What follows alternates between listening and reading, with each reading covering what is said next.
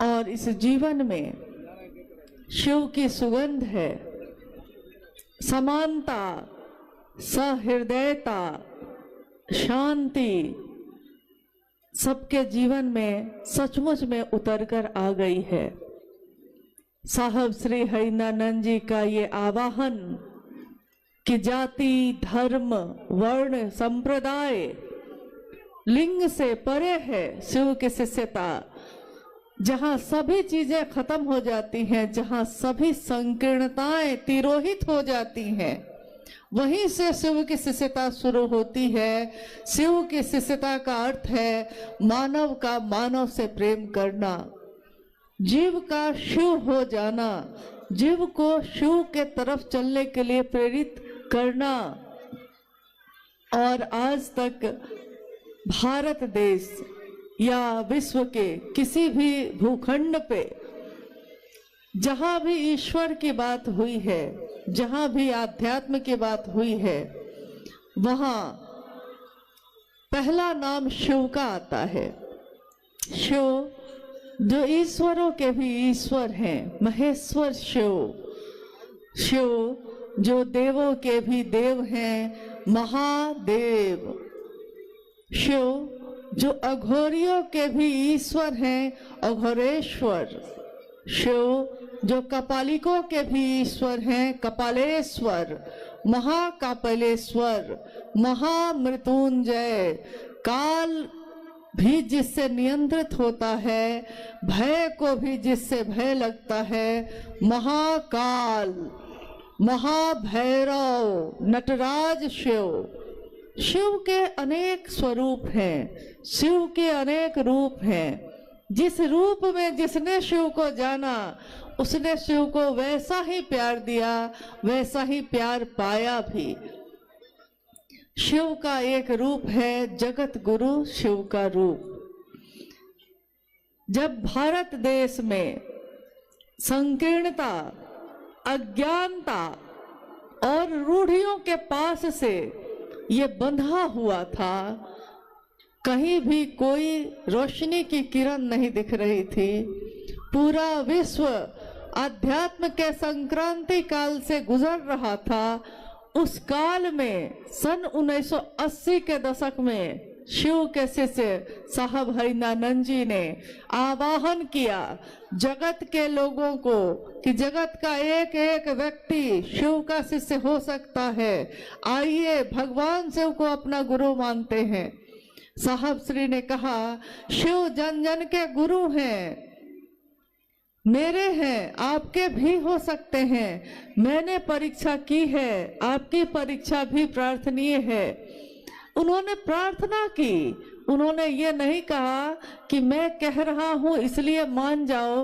उन्होंने कहा कि मैंने पिछले 8 वर्षों में, जब से मैंने शिव को गुरु माना, परीक्षा ही परीक्षा की अपने गुरु की।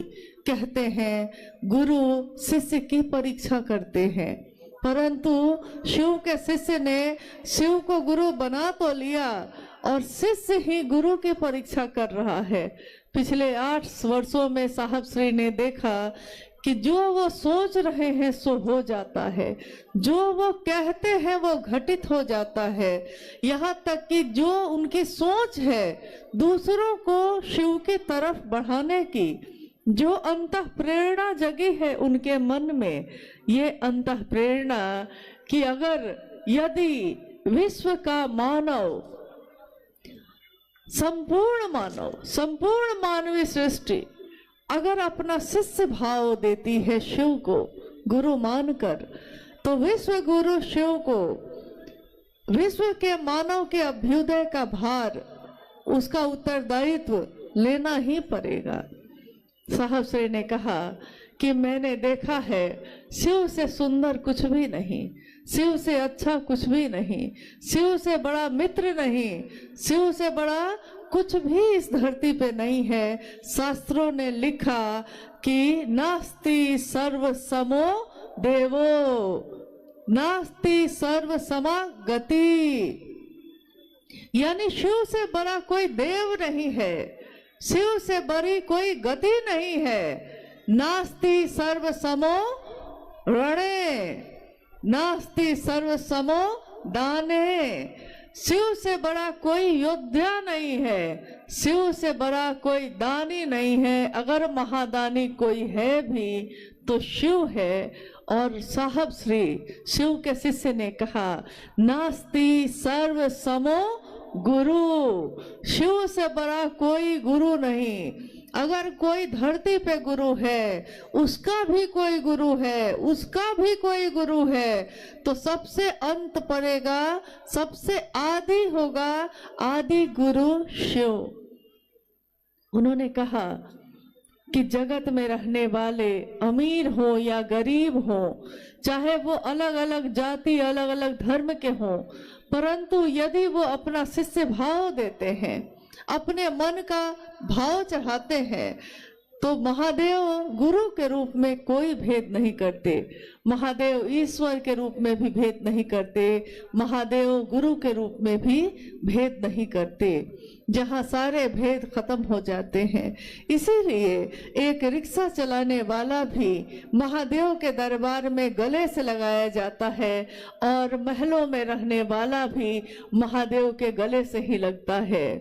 ये शिव के शिष्य की दुनिया ऐसी दुनिया है जिसमें सदियों से सताए लोग यहाँ सीने से लगाए जाते हैं। सदरबार में सच्चे शिव गुरु के दुख दर्द मिटाए जाते हैं, जहाँ जाके हमारे दुख और दर्द मिट जाते हैं, जहाँ पहुंचकर हमारी पीड़ा तिरोहित हो जाती है, खुद ही खत्म हो जाती है। हम भूल जाते हैं हमारे जिंदगी में क्या दुख है, क्या गम है, जिसको हम भूल जाते हैं जब महादेव का सानिध्य प्राप्त करते हैं। उसी महादेव को अपना गुरु बनाने की बात साहब ने कही। साहब श्री हरिनानंद जी ने, जो इस संक्रांति काल में आध्यात्म का बिगुल बजाने वाले हैं, और जिन्होंने कहा कि मानव का मानव से प्रेम करना ही धर्म है। धर्म हिंदू मुस्लिम सिख ईसाई नहीं होता, धर्म वो होता है जो एक मानव धारण कर सके, और धारण करके जिसके कारण जीवन बढ़ सके। संप्रदाय आपस में बांट सकते हैं, परंतु मानव का धर्म आध्यात्म सारी रंगीनियों को एक कर देता है। आध्यात्म रंगीनियों पर निर्भर नहीं करता, आध्यात्म की रोशनी हर इंसान में एक ही होती है। हमारे रगों में खून एक ही तरह दौड़ता है, हमारी सांसें एक ही तरह से चलती हैं, हमारे दिल की धड़कनें एक ही तरह से धड़कती हैं, हमारा जीवन जो चलता है एक जैसा ही है। अगर आप ना कहिए तो किसी को पता भी ना चले कि कौन किस जाति का है, कौन किस धर्म का है, हम बताते हैं। परंतु जब साहब श्री के जीवन में एक क्षण, एक पल ऐसा आया जब आकाशवाणी हुई, और आकाशवाणी में उनसे पूछा गया कि तुम जो करते हो दूसरों को करने के लिए नहीं कहते हो। साहब श्री ने कहा कि मैं उस समय डिप्टी कलेक्टर था, मैं कह सकता था कि मैं डिप्टी कलेक्टर हूँ, मैं कह सकता था कि मैं अमुक व्यक्ति हूँ, मैं हरिंद्रानंद हूँ, लेकिन मुझको कुछ भी याद नहीं रहा। मुझको बस इतना ही याद रहा कि मैं शिव का शिष्य हूँ, और मैं शिव का शिष्य बनाता हूँ, शिव का शिष्य हूँ और शिव शिष्य बनाता हूँ। इस परिचय के अलावा मुझको कुछ भी याद नहीं रहा कि मैं कौन हूँ, कहाँ से आया हूँ, कहाँ को जाऊँगा। आध्यात्म आत्मा का विज्ञान है, खुद की खोज है, स्वयं की खोज। मैं कौन हूँ, कहाँ से आया हूँ, कहाँ को जाऊंगा, और मेरे इस जीवन का उद्देश्य क्या है। जब शिव की शिष्यता की व्याप्ति हुई थी, उससे पहले उसकी पृष्ठभूमि में, यानी शिव की शिष्यता आज जो व्यापक है, जिसकी व्याप्ति दिख रही है चारों तरफ, जहाँ जाइए वहाँ शिव का शिष्य मिल जाता है, जहाँ जाइए हाथों में रुद्राक्ष के कंगन वाले गुरु भाई गुरु बहन मिल जाते हैं। इससे पहले जब यह व्याप्ति हुई भी नहीं थी, उस समय साहब श्री ने पृष्ठभूमि में उसकी तैयारी शुरू की थी कि विश्व का मानव शिव भाव से भर सके, यह पूरी धरती शिवमय हो सके। इस तैयारी में उन्होंने काफी पीड़ा भी सही, काफी कष्ट भी सहे। साहब कहते हैं कि जब से चला हूँ चलता ही जा रहा हूँ, बस चलता ही जा रहा हूँ, और इस धराधाम पे आया हूँ। मेरे जीवन के इतने वर्ष बीत गए हैं, एक दिन सबको यहाँ से जाना होता है, मुझको भी जाना होगा। धराधाम से सबको जाना ही पड़ता है, परंतु मैं जब से यहाँ आया हूँ मैंने अपने जीवन में इसके सिवा कुछ भी और नहीं चाहा कि शिव हमारे आपके सबके गुरु हो जाए। मैंने चतुष्टय कोई कामना नहीं की। मैंने अर्थ, धर्म, वित्त, काम, मोक्ष किसी चीज की कामना नहीं की। मेरे मन में एक ही कामना है कि हर व्यक्ति सचमुच में शिव का शिष्य बन जाए। इसके सिवा मैंने शिव से कुछ नहीं मांगा। दुनिया ने शिव से मांगा, दुनिया ने शिव से अपनी मनोकामनाओं की पूर्ति मांगी। उन्होंने उपवास किया, साधना की, उपासना की, मंत्रों का जप किया और महादेव से मांगा। महादेव ने औढ़रदानी के रूप में, ईश्वर के रूप में, समदर्शी होने के रूप में सब कुछ दिया, परंतु महादेव का एक रूप जो ज्ञान देता है, जो ज्ञान दाता का स्वरूप है, उससे विश्व के मानव नहीं जुड़े। साहब कहते हैं कि मुझको पीड़ा है इस बात की, जब इतना सुंदर गुरु है तो क्यों नहीं शिव को ही अपना गुरु बनाया जाता है। और गुरु कोई हो, चाहे वो शरीर में हो, चाहे वो शरीर से परे सूक्ष्माति सूक्ष्म स्वयं ईश्वर हो, गुरु भेद नहीं करता। जो शिष्य बन के जाता है वो किसी जाति का हो, किसी धर्म का हो, किसी वर्ण का हो, अमीर हो, गरीब हो, कोई हो, गुरु ज्ञान देने की जिम्मेदारी वहन करते हैं और कोई भी शिष्य बनकर शिव को गुरु बना सकता है। इसीलिए आज शिव की शिष्यता में हर धर्म के लोग शामिल हो रहे हैं बहुत तीव्र गति से, क्योंकि हमारी जड़ वही है। आज टहनियां हैं, पत्ते हैं, वृक्ष की शाखाएं, प्रशाखाएं फूट रही हैं, परंतु उसकी जड़ तो एक ही है। हमारी उत्पत्ति का मूल एक ही है, हमको जाना भी एक ही जगह है।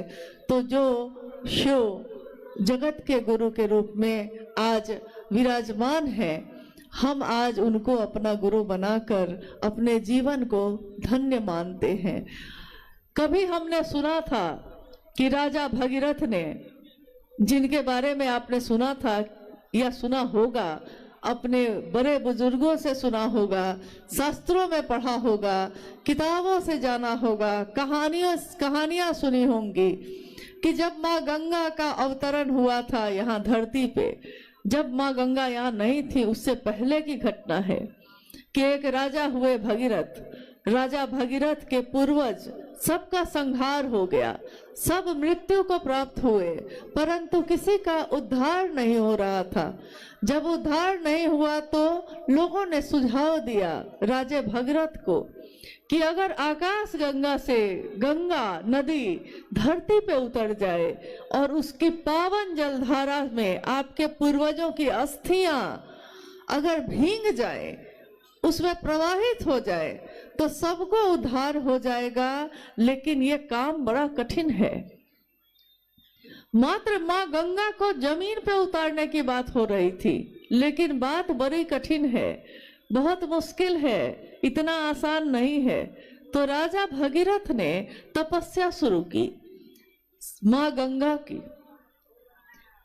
कितने वर्षों के कठोर तपस्या के बाद गंगा प्रकट होती हैं। राजा भगीरथ गंगा से कहते हैं कि माँ आप धरती पे उतर आइए, मेरे पूर्वजों का उद्धार होगा। माँ गंगा कहती हैं, क्योंकि उस समय उनके जल में, उनके जल की धारा में बड़ा प्रवाह है, बहुत तेज है, बहुत तीव्र है वो। तो उन्होंने कहा कि भगीरथ मैं उतर तो आऊं धरती पे, परंतु धरती में इतनी ताकत नहीं है कि वो मेरे इतने तीव्र, इतनी तेज गति को बर्दाश्त कर सके। अगर मैं इस गति से उतरी धरती पे तो पूरी धरती डूब जाएगी, कुछ भी बचेगा नहीं। इसलिए मैं उतरना तो चाहती हूँ, उतर नहीं सकती, मेरी गति बहुत तीव्र है, इसको पृथ्वी धारित नहीं कर सकेगी। अब भगीरथ बड़े निराश हुए, तो सबने उनसे कहा कि भाई जब हारे को, जब सब जगह से हार जाता है कोई, तो वो शिव की शरण में जाता है। अब महागुरु महादेव ही, वो शिव ही आपके इस पीड़ा का समाधान कर सकते हैं, आप उनकी तपस्या करिए। कहानी है कि राजा भगीरथ ने शिव की तपस्या शुरू की।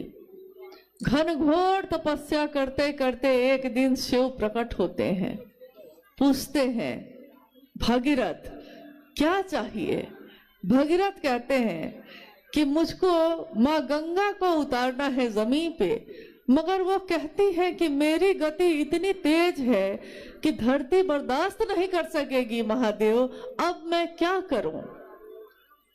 महादेव ने कहा बस इतनी सी बात है, ये कौन सी बड़ी बात मांगी तुमने। और कहानी है, घटना है कि शिव ने अपनी जटाओं को खोला है और माँ गंगा को कहा है कि उतरो, अपनी तीव्र गति के साथ उतरो, तुम में जितना तेज है, जितनी गति है, उस गति के साथ उतरो।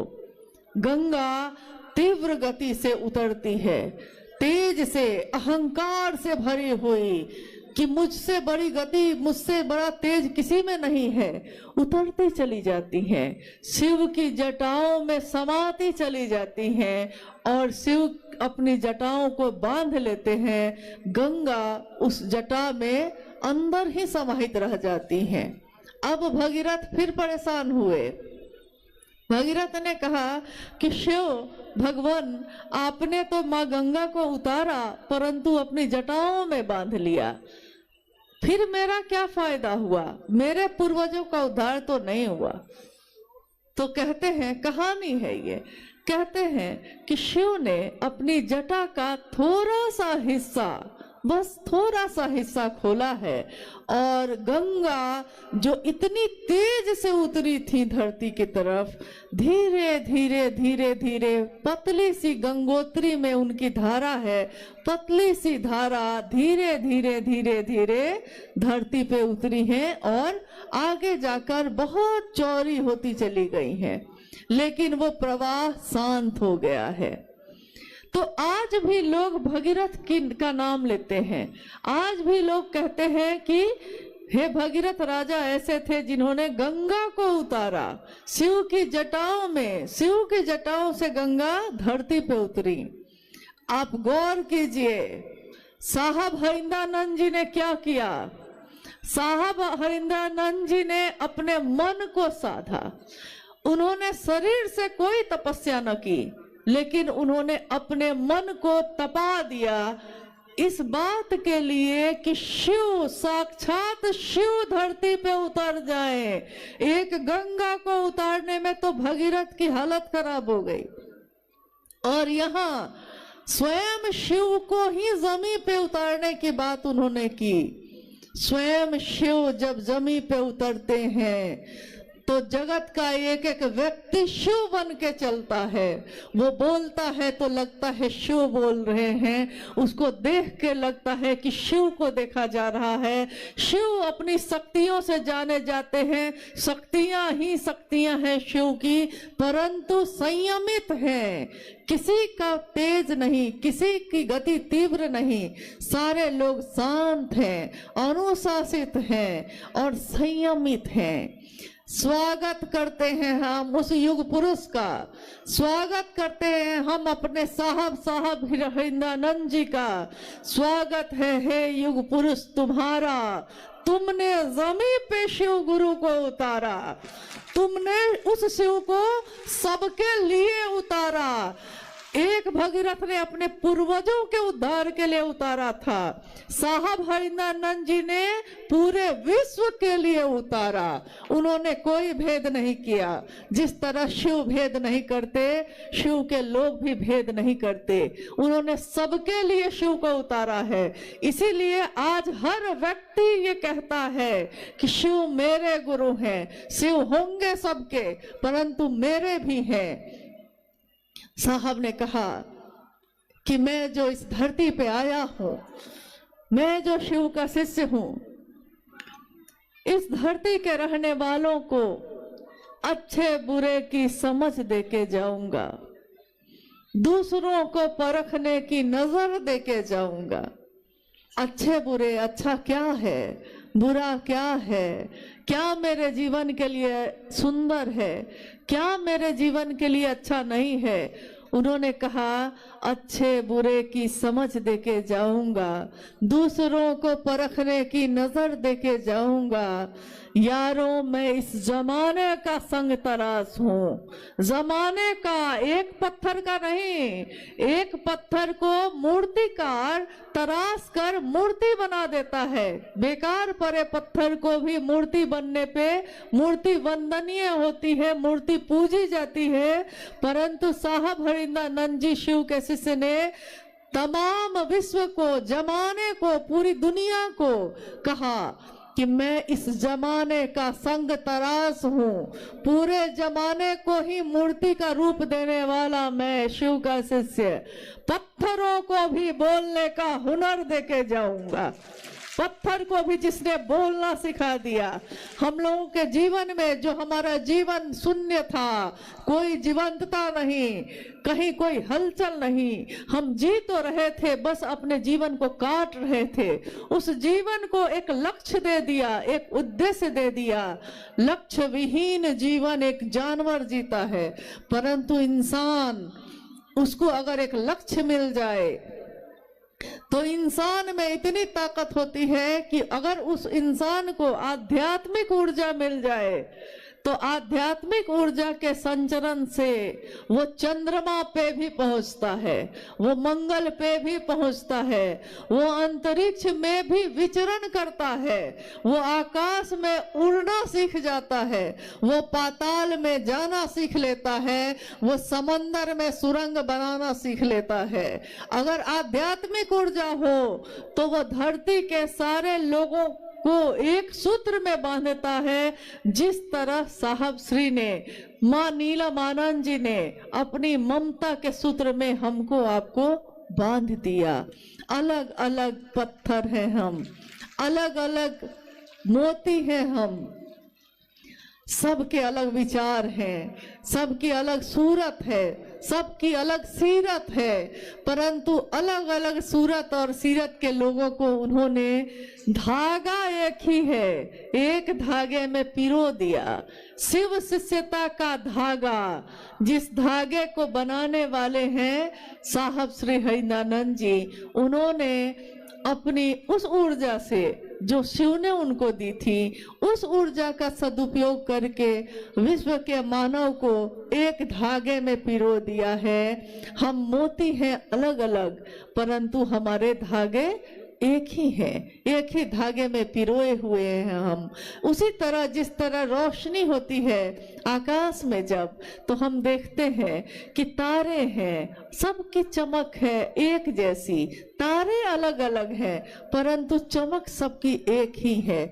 उसी तरह मोती भी हम अलग अलग हैं लेकिन धागा हमारा एक ही है, शिव शिष्यता का।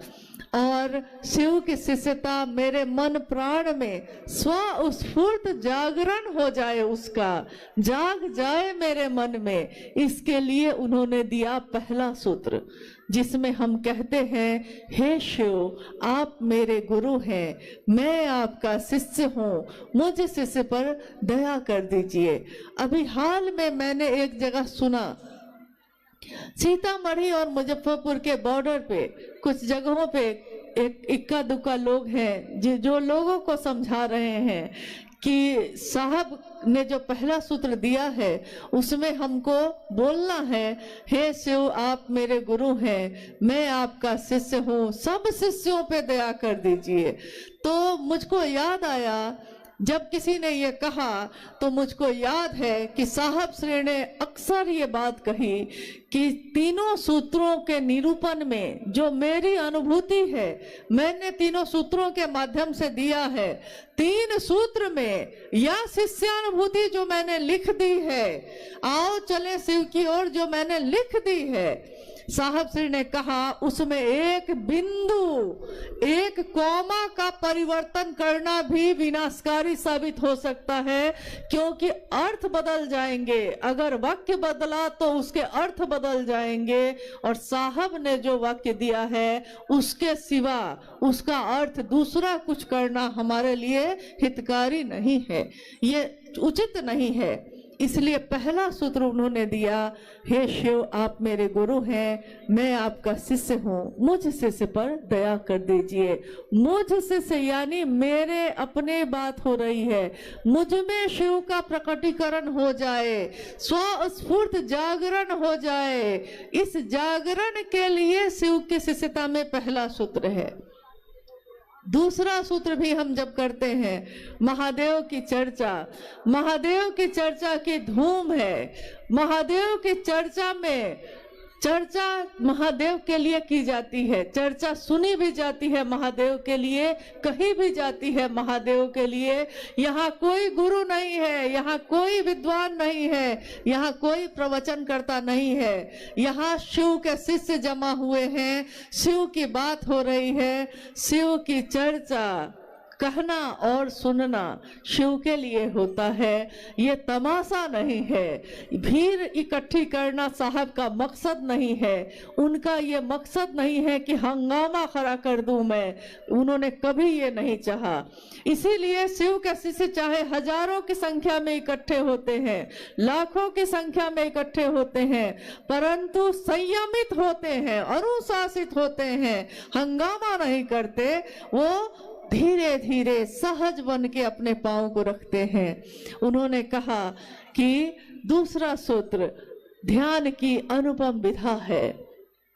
ये एक ऐसी विधा है जिसको बोलने वाला जो बोल रहा है उसका मन भी अगर शिव के पास से हट गया वो बोल नहीं सकेगा, सुनने वाले का मन भी अगर शिव की परिधि से बाहर हो गया वो सुन ना सकेगा।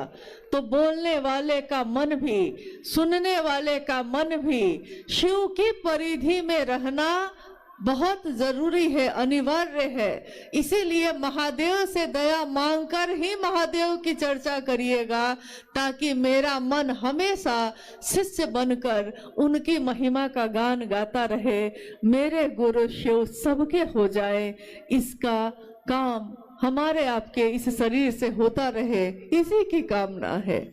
तीसरा सूत्र जिसमें साहब श्री ने कहा कि शिष्यता के भावांतरण के लिए शिव के गुरु स्वरूप को प्रणाम निवेदित करना आवश्यक है। शिष्यता का भावांतरण, इसका अर्थ होता है हमारा जो विचार है, अभी जो मैंने विचारों में शिव को गुरु बनाया है, ये मेरा स्वभाव बन जाए, मेरा शिष्य भाव बन जाए, मैं शिष्य का भाव लेकर जगत में उतरूं, व्यष्टि का नकाब हटाकर समष्टि की ओर चलूं। मैं जो एक व्यक्ति हूँ, मैं जो अमुक व्यक्ति हूँ, मैं शिव का शिष्य बनकर जगत में, समष्टि में, समाज में, दुनिया में उतरूं जो मेरे हृदय में है।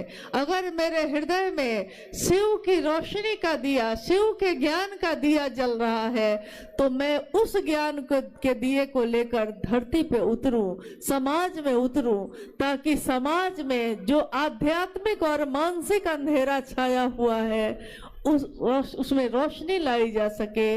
वो अंधेरा स्वतः दूर हो जाता है रोशनी के आने से।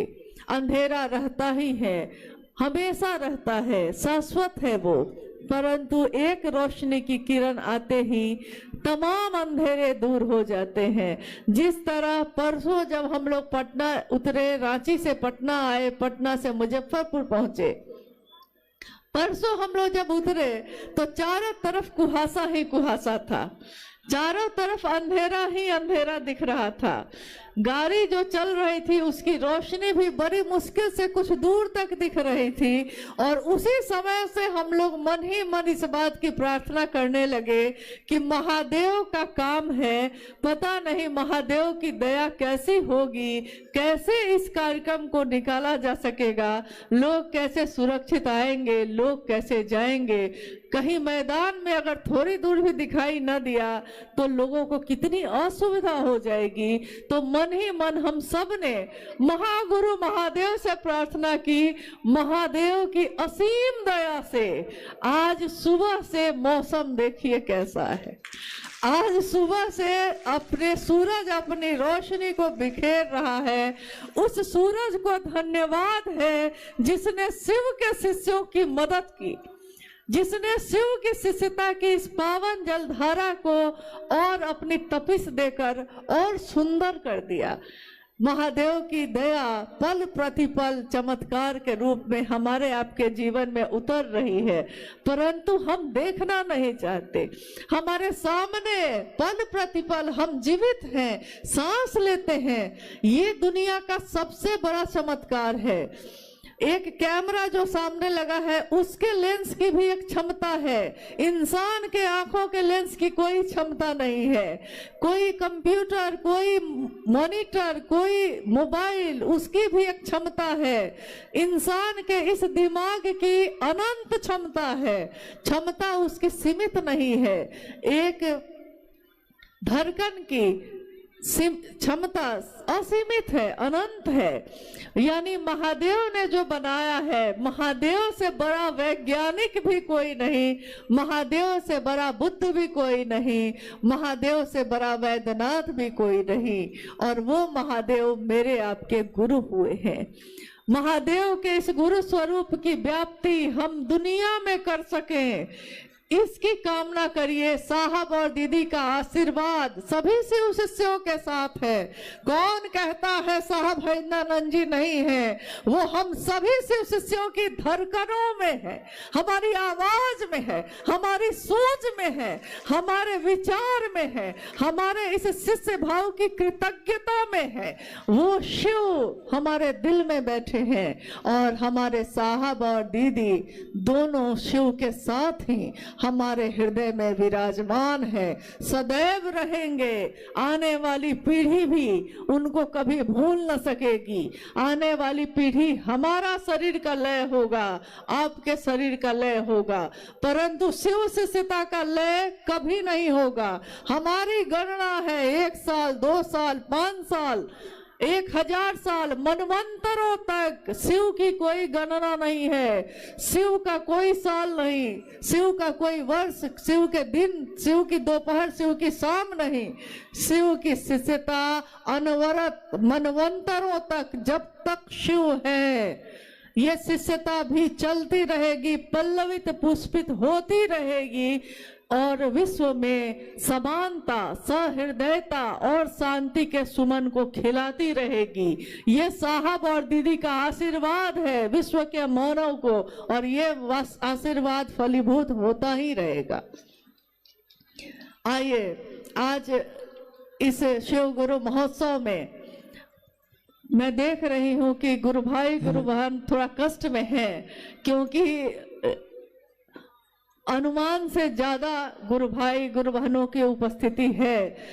मैं आपसे निवेदन करती हूँ कि आप जहाँ हैं वहाँ स्थिर से थोड़ी देर और रहिए। थोड़ी देर अभी कार्यक्रम चलेगा और जल्दी ही हम लोग समापन करेंगे, ताकि शिव के शिष्य सही समय पे अपने गंतव्य, अपने घर को वापस पहुंच सके, सुरक्षित पहुंचे। कभी भी साहब ने ये नहीं चाहा कि शिव के शिष्यों को कष्ट हो, हमेशा उन्होंने आपका हमारा सुरक्षित जीवन मांगा। इसलिए सभी के जीवन को सुरक्षित रखना भी हमारा कर्तव्य है। आइए हम लोग कुछ जिज्ञासाओं पे बात कर लेते हैं, अगर जिज्ञासा आई है। जी, दीदी से निवेदन है। अच्छा, एक जिज्ञासा आई है। स्वर्णा कुमारी, शिष्ट भाव प्रगाढ़ होकर व्यक्ति के स्वभाव हो जाए, ये स्थिति सामान्य नहीं है। ये शिष्य अनुभूति में साहब ने लिखा है। ये सामान्य नहीं है, ऐसा उन्होंने लिखा। हाँ, शिव शिष्यता का भाव प्रगाढ़ होकर, प्रगाढ़ का अर्थ होता है गहरा, मजबूत, प्रगाढ़ होकर, गहरा होकर, मजबूत होकर मेरा स्वभाव बन जाए। यानी ऐसा नहीं देखा देखी नहीं, मैं नहीं कहता देखा देखी सुनी सुनाई, मैं कहता आंखन देखी, यानी मैं खुद में महसूस कर लूं, मेरा स्वभाव बन जाए शिष्य का भाव। इसी के लिए, शिष्यता के भावांतरण के लिए ही उन्होंने तीसरा सूत्र दिया है। शिष्य भाव मेरा स्वभाव बन जाए। जिस तरह मेरा स्वभाव है, मैं किसी की पुत्री हूँ, मैं किसी की बेटी, किसी की पत्नी, किसी की बहू, किसी की माँ हूँ, ये मेरा स्वभाव है। मेरी पुत्री मेरे पास बैठी है, मेरे मन में इसके लिए ममता फूटे, इसके लिए मैंने कोई तपस्या नहीं की। जिस दिन इसके आने की खबर हुई, जिस दिन मुझको सूचना हुई कि मैं माँ बनूंगी, मेरे मन में माँ का स्वभाव स्वतः प्रकट हो गया और स्वतः मेरे मन में ममता हिलोरे लेने लगी। तो जिस दिन मेरा मन सचमुच में समझ लेगा कि शिव मेरे गुरु हैं, मेरे मन में शिष्य भाव प्रकट हो जाएगा और शिष्य भाव प्रकट होकर प्रगाढ़ बनेगा। जब हम बार बार दोहराएंगे, जब हम बार बार कहेंगे, हे शिव आप मेरे गुरु हैं, मैं आपका शिष्य हूँ, मुझ शिष्य पर दया कर दीजिए। ये जब बार बार हम दोहराएंगे तो हमारा मन सचमुच में समझ जाएगा कि शिव मेरे गुरु हैं और मेरा ये स्वभाव बन जाएगा। ये सामान्य तो नहीं है, परंतु शिष्यता की दुनिया में हमेशा असामान्य बातें ही घटित होती हैं। जो सामान्य नहीं है, शिव उसको सामान्य बनाते हैं। जो सहज नहीं है, शिव उसको सहज बनाते हैं। इसीलिए मनुष्य के सहज प्रेम से परमात्मा भी लभ्य होते हैं। आइए हम लोग दूसरी जिज्ञासा पे चलते हैं। आप बोलने वाली हैं? बोलिए, जल्दी बोलिए। इसमें है साउंड है। दीक्षा के माध्यम से शिष्य अपने गुरु से आध्यात्मिक अनुशासन का दायित्व ग्रहण करते हैं। कृपया समझाने की कृपा करें। जिज्ञासा है, दीक्षा के माध्यम से शिष्य अपने गुरु से आध्यात्मिक अनुशासन का दायित्व ग्रहण करते हैं। कृपया समझाने की कोशिश करें। दीक्षा के माध्यम से शिष्य अपने गुरु से आध्यात्मिक अनुशासन लेता है। दीक्षा, शिव की शिष्यता में कोई मंत्र कान में नहीं दिया जाता। शिव के शिष्यता में कोई उपासना साधना नहीं बताई जाती। शिव की दया ही शिव शिष्यता में शिव शिष्यों के लिए दीक्षा का काम करती है। शिव की शिष्यता का विचार, ये भाव, ये विचार जो हमारे मन में प्रवेश करता है, यही दीक्षा मानी गई है। और जैसे ही मेरा मन ये समझता है कि मैं अमुक व्यक्ति की बेटी हूँ, मेरा मन अगर इसको याद रखता है तो मैं दुनिया में चाहे कहीं भी जाऊं, मेरे मन में, मेरे आचरण में एक अनुशासन स्वतः उतर जाता है। लोग कहते हैं चलो वहां चलते हैं, हम कहते हैं कि नहीं, अगर मैं जाऊंगी लोग कहेंगे कि अमुक अमुक गुरु भाई जो है उनकी बेटी पता नहीं कहाँ कहाँ घूम रही थी। देखिए, पिता का भान है कि भाई नागेंद्र बाबू की बेटी कहाँ घूम रही थी, भाई स्वतः अनुशासन आ गया। एक मन में पिता की स्मृति आई तो अनुशासन आ गया। गुरु की याद रहेगी मैं किसका शिष्य हूँ, तो मैं अपने जीवन में चाहे किसी से बात करूं, चाहे हंसूं, चाहे बोलूं, चाहे चलूं, चाहे बैठूं, मेरे हर काम में एक आध्यात्मिक अनुशासन स्वतः उतर जाएगा। ये शिव की शिष्यता की याद अगर रह गई, शिव की दया की याद रह गई, शिव की दया ही दीक्षा कही जाती है। याद रह गई तो मेरा मन चाहे मुझको जहां ले जाए, परंतु ये शरीर हमेशा एक आध्यात्मिक अनुशासन में रहेगा ही रहेगा। महारानी सीता की धरती पर आपका हार्दिक स्वागत है। महारानी सीता, जानना चाहता हूँ आध्यात्मिक जागरण एवं धार्मिक जागरण में क्या अंतर है? इसके साउंड का अच्छा ये तो बेटा एक बार दोहरा देते हैं, कोई बात नहीं। अच्छा कोई बात नहीं, ऐसा है। एक जिज्ञासा आई है कि महारानी सीता की धरती पे आपका स्वागत है। जानना चाहता हूं कि आध्यात्मिक जागरण एवं धार्मिक जागरण में क्या अंतर है। शिव की शिष्यता क्या है? शिव की शिष्यता एक जागरण है व्यक्ति के आध्यात्मिक और मानसिक दोनों तल का। आध्यात्मिक तल का अर्थ होता है कि ईश्वर से, जीव से शिव हो जाने का रास्ता। आध्यात्मिक तल यानी आध्यात्म मैं कौन हूँ, कहाँ से आया हूँ, इसको जानने की उत्कट अभिलाषा पैदा होती है। और मानसिक जागरण, धार्मिक जागरण, इसमें जिज्ञासा है धार्मिक जागरण। तो धार्मिक जागरण का अर्थ अगर आपने मजहब से लगाया है, अगर आपने संप्रदाय से लगाया है, तब तो अलग अलग तरीके का हो सकता है। हिंदू, मुस्लिम, सिख, ईसाई सबके अपने अपने तरीके हैं जागरण के। परंतु अगर आपने धर्म, जो सचमुच मूल में जो धर्म धारण करने योग्य धर्म का मतलब है, तो ये मानव का मानव से प्रेम होना ही है। ये शिव के शिष्यों का पूरी धरती के प्रत्येक व्यक्ति से प्रेम होना, शिव की शिष्यता में उसको शिव की ओर बढ़ाना, यही है और कुछ भी नहीं है। पढ़ देते हैं क्योंकि फिर आवाज कम। एक जिज्ञासा आई है, माला पर गिनती में प्रणाम करना, टुकड़े टुकड़े में प्रणाम करना एवं अजपा जप के माध्यम से प्रणाम करना, तीनों में क्या अंतर है? माला पे जप करना यानी मंत्रानुक्रम से होगा, सांस का उससे कुछ लेना देना नहीं होगा, मंत्रानुक्रम से होगा। टुकड़े टुकड़े में करना यानी जितना मेरा मन जितनी देर महादेव पे टिके उतनी देर आप उसको प्रणाम कर लीजिए। और अजपा जप यानी सांसों के माध्यम से आप अहर्निश शिव के को प्रणाम कर सकते हैं। सांसों की माला पे जपलू में शिव का नाम, सांसों की माला पर श्वास श्वास में नाम ले, वृथा श्वास मत खो, ना जाने इस श्वास का फिर आना हो ना हो। हर सांस में उस शिव का नाम ले सके, शिव का प्राण मंत्र जो नमः शिवाय है उसका उच्चारण कर सके, उसको अनुभूत कर सके, इसकी कोशिश करनी है। जिज्ञासाएं बहुत सारी आई है और मुझको लगता है कि शिव शिष्य होने की घोषणा भी आई होगी। शिव शिष्य बनने की घोषणा के लिए भी बहुत सारे नाम आए हैं।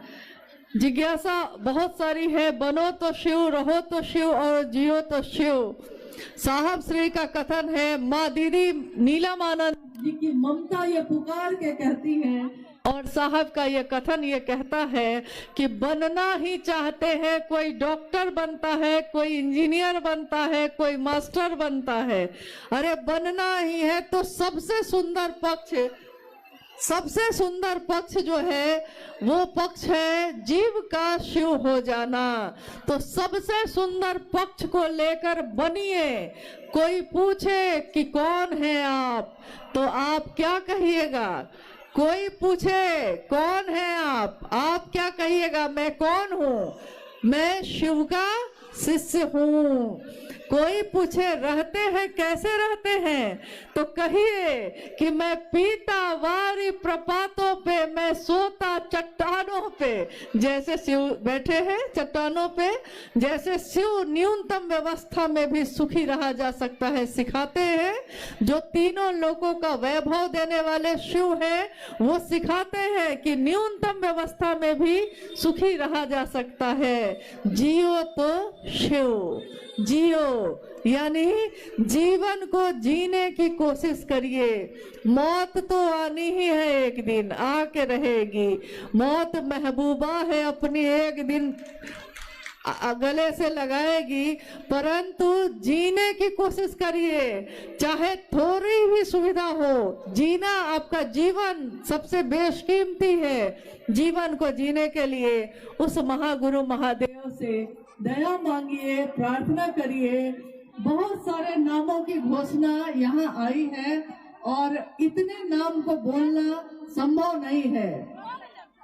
आज के इस शिव गुरु महोत्सव में, जिसमें सभी शिव के शिष्य शामिल हुए हैं, इसमें आने वाले सभी लोगों से मैं निवेदन करूंगी कि जब वो यहाँ से लौटें तो बहुत धीरे धीरे आराम से, किसी को धक्का मत दीजिएगा, बिल्कुल आराम से, धीमे धीमे कदमों से, धीरे धीरे पहले पीछे के लोग, फिर धीरे धीरे इधर के लोग जाएंगे, तब तक वो बैठे रहेंगे।